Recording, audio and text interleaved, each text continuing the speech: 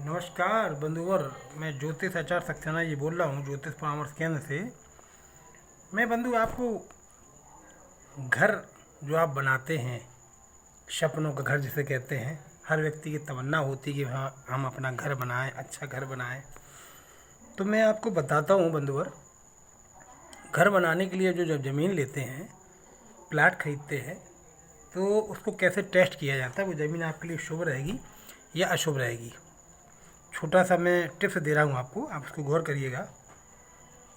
जब भी आप ज़मीन खरीदते हैं तो ज़मीन लेने से पहले एक ज़मीन के बीचों बीच एक गड्ढा करेंगे आप, एक हाथ लंबा और एक हाथ चौड़ा, वर्गाकार का गड्ढा करेंगे। एक हाथ लंबा, एक हाथ चौड़ा और एक हाथ गहरा ज़मीन में आप गड्ढा करिए।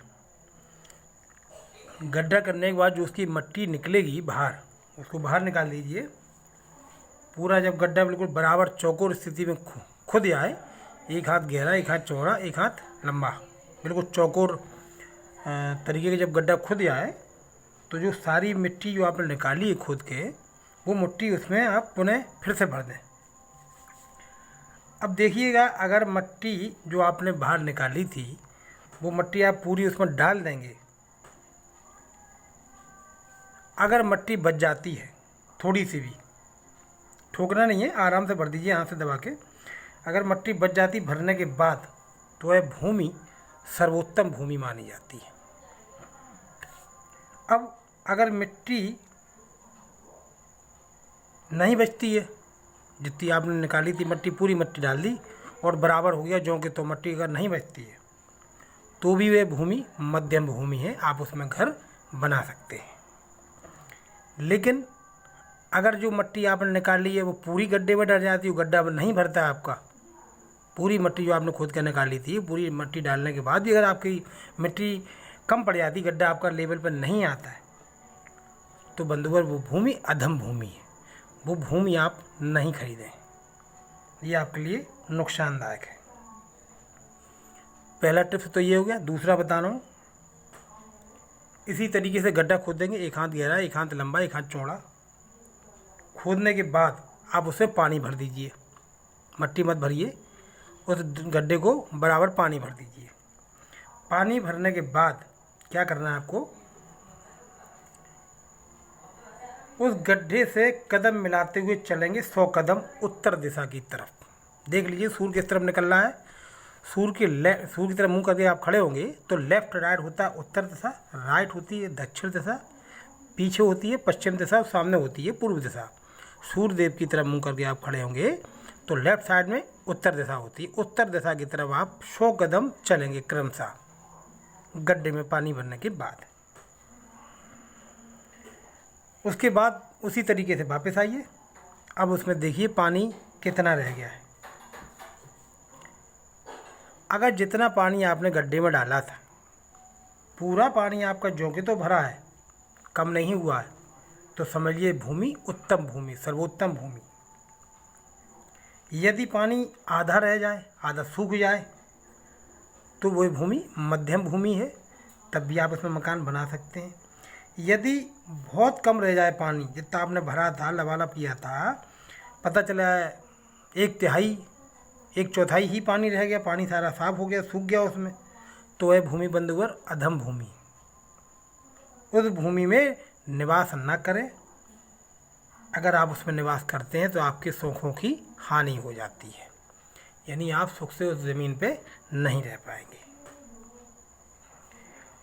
अच्छा बंधु, ऊसर भूमि, ऊबड़ खाबड़ भूमि, खराब भूमि, चूहों के बिल वाली, जहाँ चूहे के बिल हों, बाँभी हों, फटी हुई ऊबड़ खाबड़ गड्ढों वाली, टीलों वाली भूमि का त्याग कर देना चाहिए बंधुवर। जिस भूमि में गड्ढा खोदने पर, जिस ज़मीन में आप नहीं खोदने जा रहे हैं, गड्ढा खोद रहे हैं, उसमें अगर राख निकलती है, कोयला निकलता है, भस्म निकलती है, हड्डी निकलती है, भूसा निकलता है, तो उस ज़मीन पे आपको मकान नहीं बनाना है। अगर आप बनाएंगे तो उसमें आप रोगी हो जाएंगे। इसके अलावा आयु की भी कमी होती है, ऐसी जगह खराब होती है। पूर्व, उत्तर और ईशान दिशा में नीची भूमि होना चाहिए। पूर्व, उत्तर और ईशान दिशा में 8 दिशाएं होती हैं। 4 दिशाएं तो मैंने बताई, पूर्व, पश्चिम, उत्तर, दक्षिण। इसके अलावा चौकोर एक कागज़ में बनाइए, चौकोर 4 दिशाएं लिखी हैं। उसके अलावा जो दिशाओं के कोने होते हैं, जैसे मान लीजिए आपने ये बनाया है चौकोर, पूरब, पश्चिम, उत्तर, दक्षिण हो गया। इसके बाद ये जो कोना है ये है आग्नेय कोण, ये जो कोना है वो ईशान कोण है, ये वायव्य कोण है, ये नैऋत्य कोण है। इस तरीके से पूर्व और ईशान कोण, मतलब ये पूर्व वाला हिस्सा और ईशान वाला, पूर्वी दिशा ईशान कोण, ये हिस्सा यहाँ जमीन नीचे होना चाहिए। आग्नेय, दक्षिण, नैऋत्य, पश्चिम, वायव्य और मध्यम में भूमि नीची हो तो रोग उत्पन्न करने वाली होती है। यहाँ ज़मीन नीची होना चाहिए और यहाँ ऊंची होना चाहिए। अगर इन जगहों में नीची हो रही है, यहाँ ऊंची है, तो आपके लिए ठीक नहीं। आग्नेय, दक्षिण, नैऋत्य, पश्चिम, वायव्य, मध्य में नीची भूमि रोगों को उत्पन्न करती है। दक्षिण और आग्नेय के मध्य नीची, उत्तर एवं वायव्य के मध्य ऊंची भूमि का नाम रोगकर वास्तु है, जो रोग उत्पन्न करती है। बंधुवर, ये तो हो गया जमीन भूमि का परीक्षण।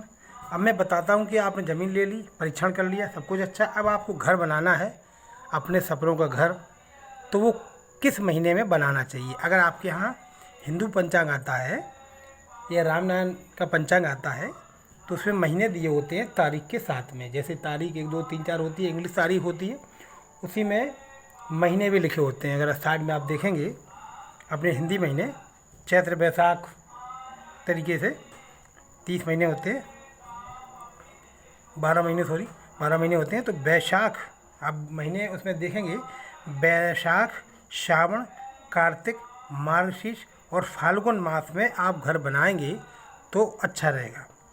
फिर से बता रहा हूँ, बैसाख, श्रावण, कार्तिक, मार्गशीर्ष और फाल्गुन मास में गृह आरंभ आपको करना चाहिए, ये शुभ रहता है। इससे आरोग्य और धन धान्य की प्राप्ति होती है। इसके अलावा जब आप नींव खुदवा रहे हैं मकान की, तो नींव खोदते समय भूमि के अंदर से अगर पत्थर या ईंट निकले तो आयु की वृद्धि होती है। यदि राख, कोयला, भूसी, हड्डी, कपास, लोहा आदि निकले तो रोग तथा दुख की प्राप्ति होती है। तो बंधुवर, ये आपको मैंने बताया है कि भूमि लेते समय आपको क्या करना है, किस महीने में आपको घर बनाना आरंभ करना है, जिससे आपको शुभ रहेगा। अब मैं मुख्य द्वार के बारे में बताऊंगा अगले वीडियो में। तब तक मैं ये वीडियो समाप्त करता हूँ बंधुवर। अगर ये आपको वीडियो हमारा अच्छा लगे तो सब्सक्राइब करिए, लाइक करिए, जिससे हमारे और वीडियो आपको मिलते रहे। धन्यवाद।